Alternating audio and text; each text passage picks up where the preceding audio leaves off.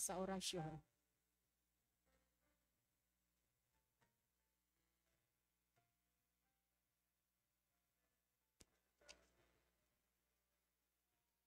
Sa ngalan ng Ama at ng Anak at ng Espiritu Santo. Amen. Ang anghel ng Panginoon ay nagbalita kay Santa Maria. At siya'y naglililalang ng Espiritu Santo. Aba, Ginoong Maria, napupuno ka ng grasya. Ang Panginoong Diyos ay sumasa iyo. Bukod kang pinagpala sa babaeng lahat, at pinagpala naman ng iyong anak na si Jesus. Santa Maria, Ina ng Diyos, ipanalangin mo kaming makasalanan, ngayon at kung kami mamamatay. Amen. Narito ang alipin ng Panginoon. Maganap nawa sa akin ayon sa wika mo. Aba, Ginoong Maria, napupuno ka ng grasya. Ang Panginoong Diyos ay sumasa iyo. Bukod kang pinagpala sa babaeng lahat, at pinagpala naman ang iyong anak na si Jesus. Santa Maria, Ina ng Diyos, ipanalangin mo kaming makasalanan, ngayon at kung kami mamamatay. Amen. At ang salita ay nagkatawang tao. At nakipamuhay sa atin. Aba, Ginoong Maria, napupuno ka ng grasya. Ang Panginoong Diyos ay sumasa iyo. Bukod kang pinagpala sa babaeng lahat, at pinagpala naman ang iyong anak na si Jesus. Santa Maria, Ina ng Diyos, ipanalangin mo kaming makasalanan, ngayon at kung kami mamamatay. Amen. Ipanalangin mo kami, O Santa na Ina ng Diyos, Na kami maging dapat makinabang sa mga pangako ni Kristo. manalangin tayo.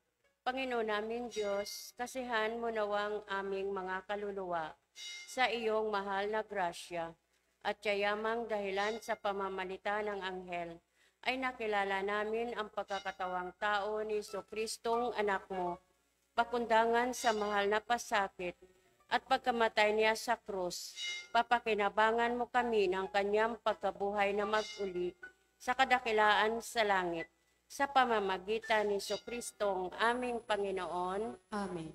Luwalhati sa Ama at sa Anak at sa Espiritu Santo. Kapara nung unang-una, ngayon magpakailanman, magpa sa walang hanggan. Amen. Sa ngalan ng Ama at ng Anak at ng Espiritu Santo. Amen.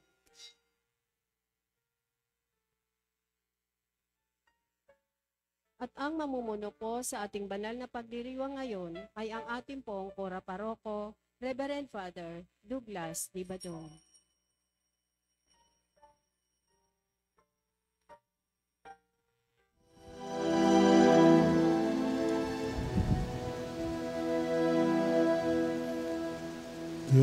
Dakilang pag-ibig saan man manahan, Diyos ay naroon, walang alinlangan. Tinipon tayo sa pagmamahal ng ating Poong si Jesus. Kayo'y lumigaya sa pagkakaisa sa haring nakapako sa krus. Dakilang pag-ibig saan man manahan, Diyos ay naroon, walang alinlangan. Sa ngalan ng Ama at ng Anak at ng Espiritu Santo, Amen. ang pagpapala ng ating Panginoong Jesucristo, ang pag-ibig ng Diyos Ama, at ang pakikipagkaisa ng Espiritu Santo naway sumainyong lahat. At sumaiyo rin. Mga kapatid, tinipon tayo bilang mga kaanib na angkan ng Diyos, kaya dumulog tayo sa maawaing Panginoong nagpapatawad ng lubos. Sinugong tagapagpagaling sa mga nagsisisi, Panginoon, kaawaan mo kami. Panginoon, kaawaan mo kami. Dumating na tagapag-anyaya, mga makasalanay magsisi. Kristo, kaawaan mo kami. Kristo, kaawaan mo kami. Nakaluklok ka sa kanan ng Diyos Ama para ipamagitan kami. Panginoon, kaawaan mo kami. Panginoon, kaawaan mo kami. Kaawaan tayo na makapangyarihang Diyos. Patawarin tayo sa ating mga kasalanan at patnubayan tayo sa buhay na walang hanggan. Amen. Manalangin tayo.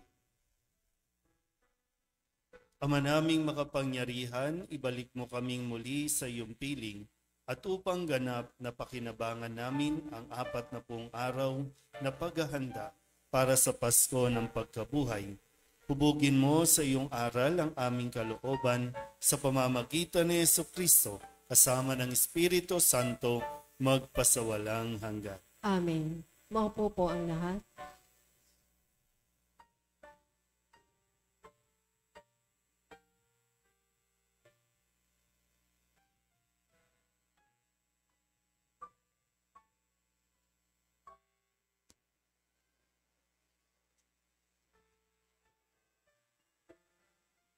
Pagbasa mula sa aklat ng Levitiko. Sinabi ng Panginoon kay Moises, sabihin mo sa buong kapulungan ng Israel, magpakabanal kayo, sapagkat akong Panginoon ay banal. Huwag kayong magnanakaw, manlilinlang o magsisinungaling. Huwag din kayong manunumpa sa aking pangalan na walang katotohanan, pagkat yun ay paglapastangan sa ngalan ko. Ako ang Panginoon. Huwag ninyong dadayain o pagnanakawan ang inyong kapwa. Huwag ninyong ipagpapaliban ang pagbabayad sa inyong pinagpagtrabaho. Huwag ninyong aapihin ang mga bingi at lalagyan ng katitisuran ang daraanan ng mga bulag. Matakot kayo sa Diyos. Ako ang Panginoon. Huwag kayong hahatol ng walang katarungan upang pagbigyan ang mahirap o ayusin ang mayayaman. Huwag ninyong ipamamalita ang kasisiraang puri ng inyong kapwa, ni sasaksi laban sa inyong kapwa upang ipahamak lamang siya. Ako ang Panginoon. Huwag kang magtatanim ng galit sa iyong kapwa. Sa halip, pangangaralan mo siya at ngayon hindi ka magkakasala dahil sa kanya. Huwag kang maghihigante o magtatanim ng galit sa iyong mga kasamahan. Ibigin mo ang iyong kapwa gaya ng iyong sarili. Ako ang Panginoon. Ang salita ng Diyos. Salamat sa Diyos. Salmong tugunan. Espiritong bumubuhay ang salita ng may kapal. Tayo pong lahat. Espiritong bumubuhay ang salita ng may kapal. Ang batas ng Panginoon ay batas na walang kulang. Ito'y utos na nagdulot sa tao ay bagong buhay. Yaong kanyang mga batas ay mapagtitiwalaan, nagbibigay ng talino sa pahat ng kaisipan. Tugon, Espiritong bumubuhay ang salita ng may kapal. ang tuntuning ibinigay ng puon ay wastong utos. Liligaya ang sinuman kapag ito ang sinunod. Ito'y wagas at matuwid, pagkat mula ito sa Diyos. Pag-unawa ang isipan, yaong bungang idudulot. Tugon, Espiritong bumubuhay ang salita ng may kapal. yaong paggalang sa puon ay marapat at mabuti. Isang banal na tungkulin na iiral na parati. Pati mga hatol niya'y matuwid na kahatulan. Kapag siya ang humatol, ang pasya ay pantay-pantay. Tugon, Espiritong bumubuhay ang salita ng may kapal. naway itong salita ko at aking kaisipan sa iyo ay malulugod Panginoon ko't kanlungan. O ikaw na kublihan kong, ang dulot ay kaligtasan. Tugon, Espiritong bumubuhay ang salita ng may kapal. Tumayo po ang lahat. Kamu'y aming diringgin, uy kamu'y aming susundin, uy kamu'y aming tutupdin. Ngayon panahong marapat, panahon ng pagliligtas, araw ngayon ng pagtawag upang makamit ang habag ng Panginoon matapat. Kamu'y aming diringgin, uy kamu'y aming susundin, uy kamu'y aming tutupdin.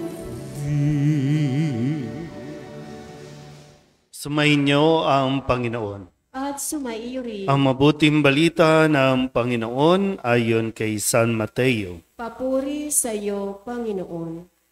Noong panahong iyon, sinabi ni Jesus sa kanyang mga alagad, "Darating ang anak ng tao bilang hari, kasama ang lahat ng anghel at luluklok sa kanyang maringal na trono. Sa panahong iyon, matitipon sa harapan niya ang lahat ng tao. Sila'y pagbubukod-bukirin niya tulad ng ginagawa ng pastol sa mga tupa at mga kambing. Ilalagay niya sa kanyang kanan ang mga tupa at sa kaliwa ang mga kambing. At sasabihin ng hari sa mga nasa kanan, 'Halika kayo, mga pinagpala ng aking ama. Pumasok na kayo at manirahan sa kahariang inihanda para sa inyo mula pa ng likain ng sanlibutan. Sapagkat ako'y nagutom at inyong pinakain, nauhaw at inyong pinainom. Ako'y isang dayuhan at inyong pinatuloy. Ako'y walang maisuot at inyong pinaramtan. Nagkasakit at inyong dinalaw. Ako'y nabilanggo at inyong pinuntahan." Sasagot ang mga matuwid, "Panginoon, kailan po namin kayo nakitang nagutom at aming pinakain o nauhaw at aming pinainom? Kailan po kayo naging dayuhan at aming pinatuloy o kaya'y walang maisuot at aming pinaramtan?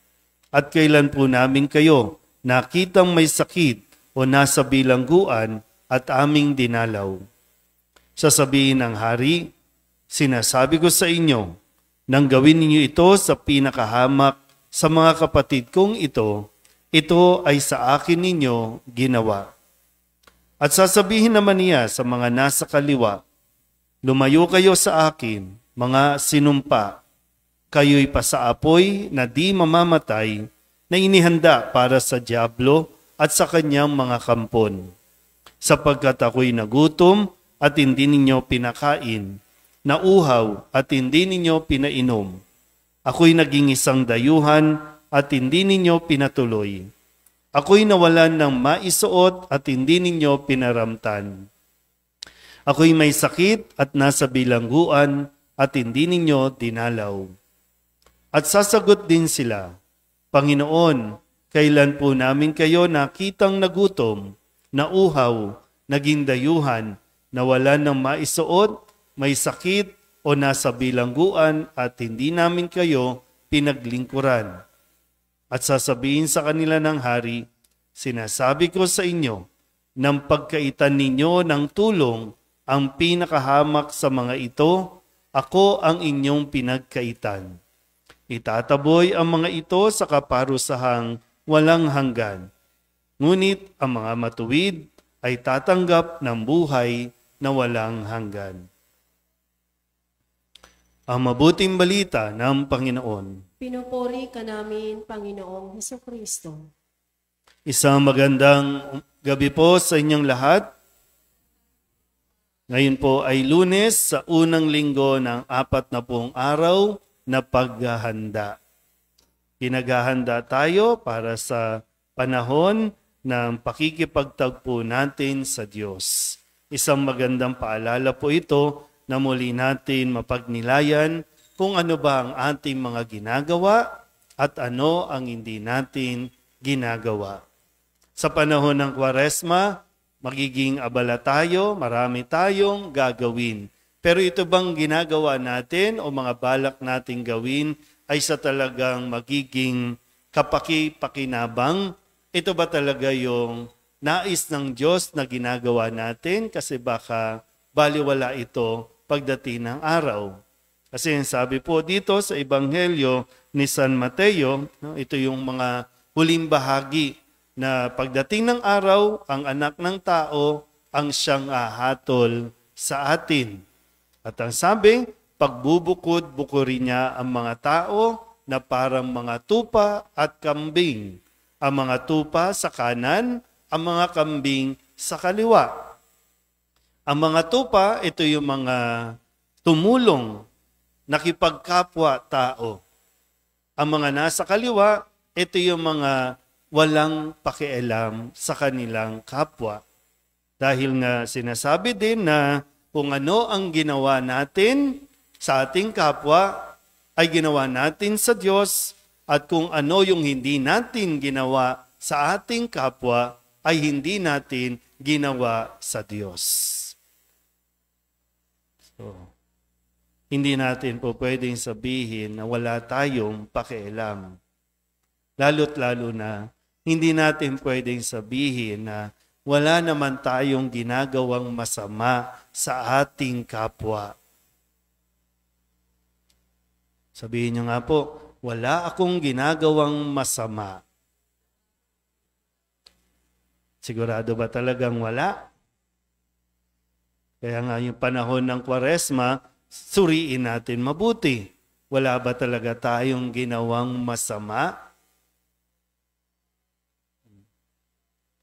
Isip mabuti, ha?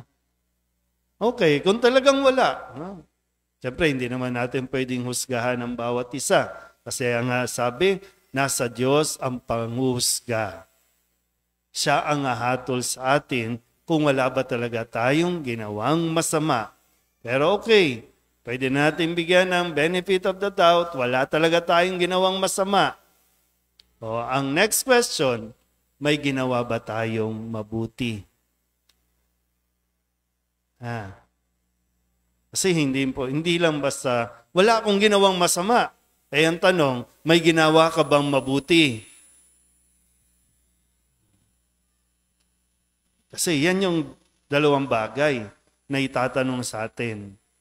Hindi yan kung magkanong naipon mo, anong natapos mo, anong naabot mo sa buhay, anong naipundar mo, hindi yan. Kundi kung ano ang ginawa mo, at hindi mo ginawa na dapat mong ginawa. Minsan, ang hilig natin mag-justify kung bakit ayaw nating gumawa o magbigay ng mabuti sa ating kapwa. Halimbawa po, naranasan nyo ba minsan kapag nakasakay kayo sa sasakyan? Halimbawa lang po, no? Tapos may kakatok, manglilimos. Hindi ko alam kung nafe-feel nyo rin ba na, magbibigay ba ako o hindi? Kasi minsan, kapag may kumakatok doon, lalo na, minsan gagamitin yung bata, di ba? No? Gagamitin yung bata. Kasi pag nakita mo na yung bata, talagang maawa ka. Pero minsan, nasasabi natin na, aabuso ang mga ito. Kaya sila nandiyan dyan kasi may nagbibigay. So kung wala nang bibigay, walang manghihingi sa daan. Hindi ko alam kung tama ba o gina-justify lang natin yung hindi natin pakikialam o hindi natin pagbibigay sa kanila. Kasi makikita mo naman, no? O yung minsan mga bata na, kabataan na, no, na maglilimos doon.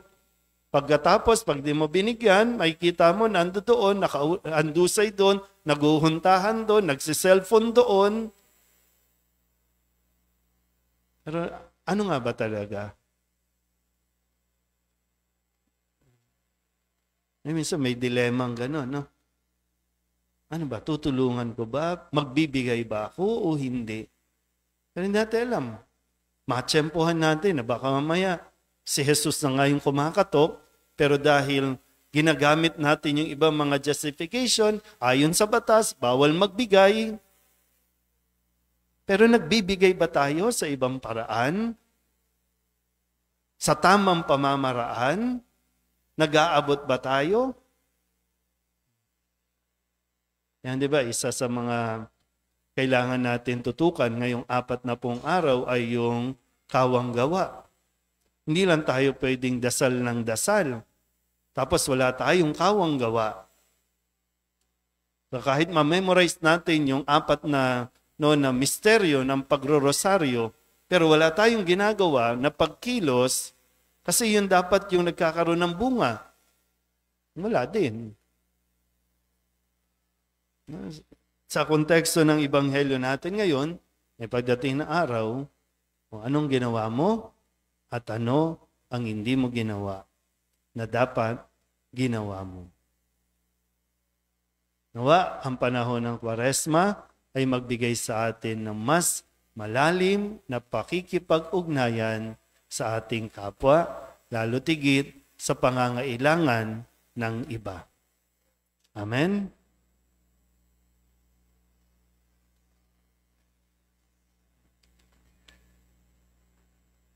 Inihahayag ng Panginoon ang misteryo ng kaharian ng Diyos sa mga taong buong pagmamahal na kumakalinga sa mga dukha at nagugutom. Idalangin natin na ang kaharian ng Diyos ay maging tunay sa ating buhay. Ang ating itutugon, Panginoon, dinggin mo kami. Panginoon, dinggin mo kami.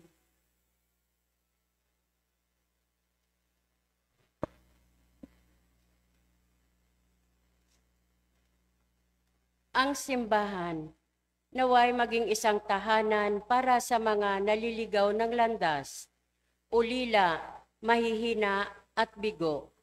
Manalangin tayo sa Panginoon. Panginoon, dinggin mo kami. Ang mga mayayamang bansa, naway taimtim na magsagawa ng mga hakbang upang makatulong sa pag-unlad ng mahihirap na bansa. Manalangin tayo sa Panginoon. Panginoon, dinggin mo kami. Ang mga napariwara at mga itinakwil ng lipunan, naway maakit sa kaharian ng Diyos sa pamamagitan ng atin pagkakawanggawa. Manalangin tayo sa Panginoon. Panginoon, dinggin mo kami. Sa ating mga tahanan, lugar ng hanap buhay, at sa pamayanang ating kinabibilangan, naway mapailaganap natin ang paghahari ng Diyos. Manalangin tayo sa Panginoon. Panginoon, dinggin mo kami. Ang mga yumao, naway makapasok sa kaharian, inihanda para sa kanila. Manalangin tayo sa Panginoon. Panginoon, dinggin mo kami. Idalog din natin sa Panginoon ang ating mga personal na kahilingan at mga panalangin para sa ating mga pamilya. Kasama ang lahat ng mga kahilingan ng mga nanonood sa online. Lahat ng mga misang pasasalamat, espesyal na intensyon, agarang paggaling ng mga may sakit, at ang lahat ng mga kaluluwa na iniling na ipagdasal sa misang ito.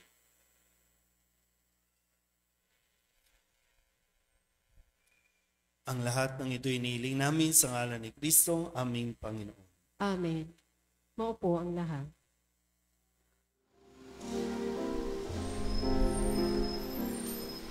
Buksan ng aming puso, turuan mong mag-alam sa bawat pagkukuro, lahat ay makayakap. Buksan ng aming isip, sikatan ng liwanag, ng kusang matangkilik tungkuling naman na buksan ng aming palad, sarili maialay. Tulungan mong ihanap kami ng bagong malay. Manalangin kayo mga kapatid upang paghahain natin ay kalugdan ng Diyos Amang makapangyarihan. Tanggapin nawa ng Panginoon itong paghahain sa iyong mga kamay, sa kapurihan niya at karangalan sa ating kapakinabangan at sa buong sambayanan niyang banal. Ama naming lumikha, maging kalugod-lugod nawa sa iyo ang aming paghahain upang ang iyong pagtataguyod ay pabanalin nito ang aming pamumuhay at ipagkamit kami nito ng iyong awa at kapatawaran. Sa pamamagitan ni Jesucristo kasama ng Espiritu Santo, magpasawalang hanggan. Amen. Sumainyo ang Panginoon. At sumaiyo rin. Itaas sa Diyos ang inyong puso at diwa. Itinaas na namin sa Panginoon. Pasalamatan natin ang Panginoong ating Diyos. Marapat na siya ay pasalamatan. Ama naming makapangyarihan, tunay nga marapat na ikaw ay aming pasalamatan sa pamamagitan ni Jesucristo na aming Panginoon. Binibigyan mo kami ng bagong pagkakataon upang ganapin ang paghahanda ngayon para sa pagdiriwang ng muling pagkabuhay.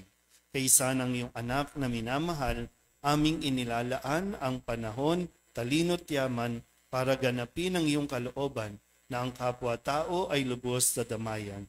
Sa pagdiriwang namin sa aming pagsilang bilang mga kaanib ng iyong sambayanan, kami iyong pinagkakamit ng katayuang ganap sa pagtatangkilik. Kaya kaysa ng mga anghel na nagsisiawit ng papuri sa iyo, na walang humpay sa kalangitan, kami nagbubunyi sa iyong kadakilaan.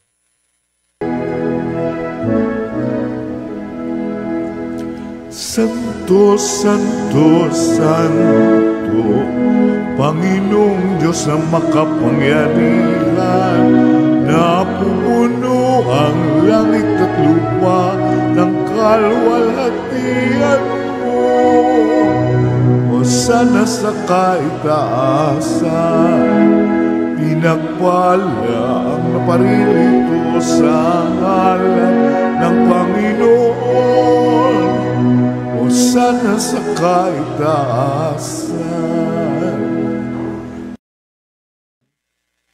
Ama naming banal, ikaw ang bukal ng tanang kabanalan.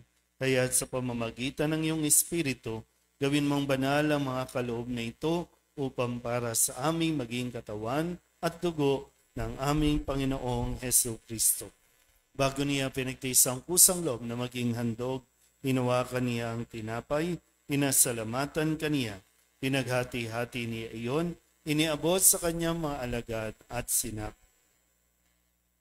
Tanggapin ninyong lahat ito at kanin, ito ang aking katawan na iahandog para sa iyo.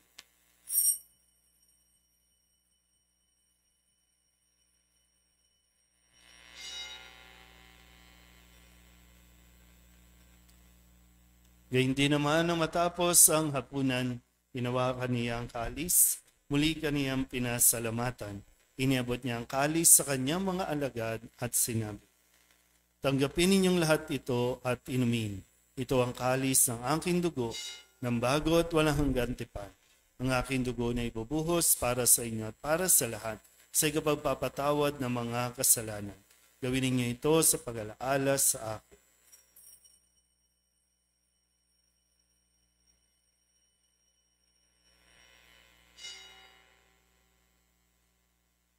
Ipagbunyi natin ang misteryo ng pananampalataya.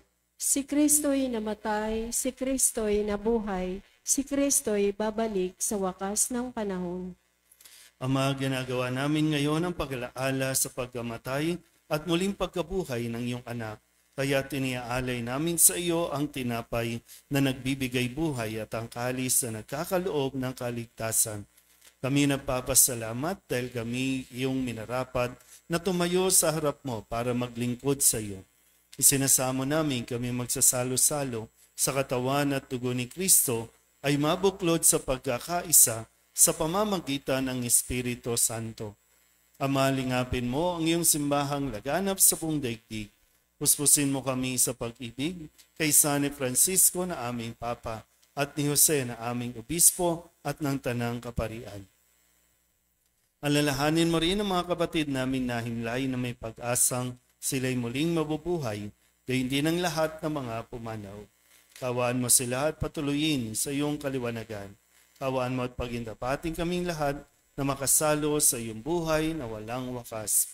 Kaysa ng mahal na Birhen Maria na ina ng Diyos, ng kabiyak ng puso niyang sa San Jose, kaysa ng mga apostol at ng lahat ng mga banal na namuhay dito sa daigdig ng kalugod-lugod sa iyo, may pagdiwang nawa namin ang pagpupuri sa ikararangal mo sa pamamagitan ng iyong anak na aming Panginoong Hesu Kristo. Sa pamamagitan ni Kristo, kasama niya at sa Kanya, ang lahat ng parangal at papuri ay sa iyo, Diyos amang makapangyarihan, kasama ng Espiritu Santo, magpasawalang hanggan. Amen. Amen. Amen.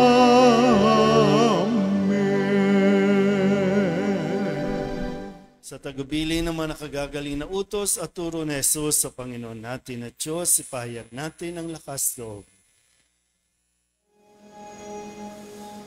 Pater noster, qui es in celis, sanctificetur nomen tuum,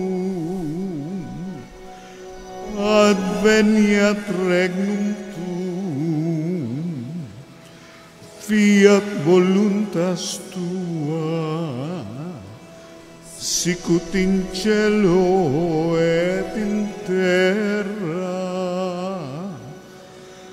Panem nostrum quotidianum da nobis hodie, et dimitte nobis debita nostra, sicut et nos dimittimus debitoribus nostris,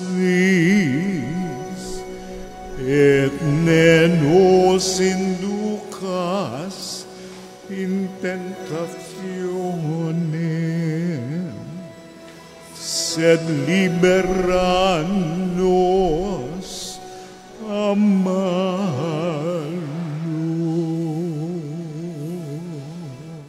Inihiling namin kami ihadya sa lahat ng masama, pagkalooban ng kapayapaan araw-araw, iligtas sa kasalanan at ilayo sa lahat ng kapahamakan, samantalang aming pinananabikan ang dakilang araw ng pagpapahayag ng tagapagligtas naming si Hesu Kristo. Sapagkat iyo ang kaharian at ang kapangyarihan at ang kapurihan magpakailanman. Amen. Panginoong Hesu Kristo, sinabi mo sa iyong mga apostol, kapayapaan ang iniiwan ko sa inyo, ang aking kapayapaan ang binibigay ko sa inyo.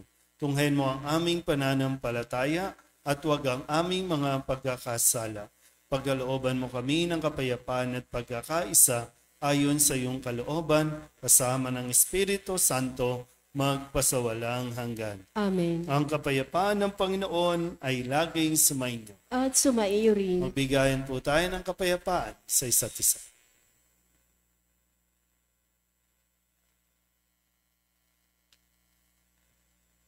Kordero ng Diyos na nag-aalis ng mga kasalanan ng sanlibutan, maawa ka sa amin. Kordero ng Diyos na nag-aalis ng mga kasalanan ng sanlibutan, maawa ka sa amin. Kordero ng Diyos na nag-aalis ng mga kasalanan ng sanlibutan, ipagkaloob mo sa amin ang kapayapaan. Lumuhod po ang lahat. Ito ang kordero ng Diyos. Ito ang nag-aalis ng kasalanan ng sanlibutan. Mapalad ang mga inaanyayahan sa kanyang piging. Panginoon, hindi ako karapat-dapat na magpatuloy sa iyo, ngunit sa isang salita mo lamang ay gagaling na ako. Katawan ni Kristo, Amen.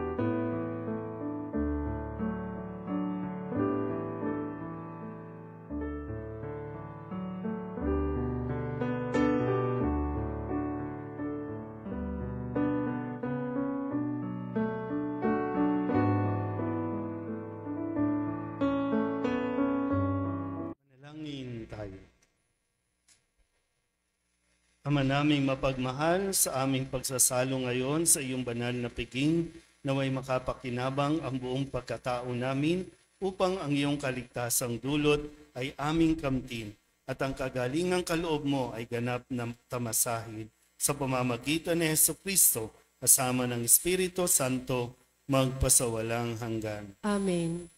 Simula po ngayon, unang linggo ng Kwaresma, ay yung belong itim na muna ang ating gagamitin para lang makatulong, baka sakali, no? Makatulong na ma-set natin yung mood ng Kwaresma. Kung wala namang itim, wala pong problema, meron po tayong mga itim na ipapagamit. Pero kung meron, mas mainam dalhin po ninyo para pagdating ng Pasko ng Pagkabuhay ay mag-shift tayo sa puti. So kung mas mapipil natin yung pagkakaiba yung diwa ng selebrasyon natin. Sumainyo ang Panginoon At sumainyo rin. at pagpalain kayo ng makapangyarihang Diyos, Ama at Anak at Espiritu Santo. Amen. Tapos na ang banal na misa, humayo tayo sa kapayapaan ni Kristo. Salamat sa Diyos. Magandang gabi po. Magandang gabi din po, Father.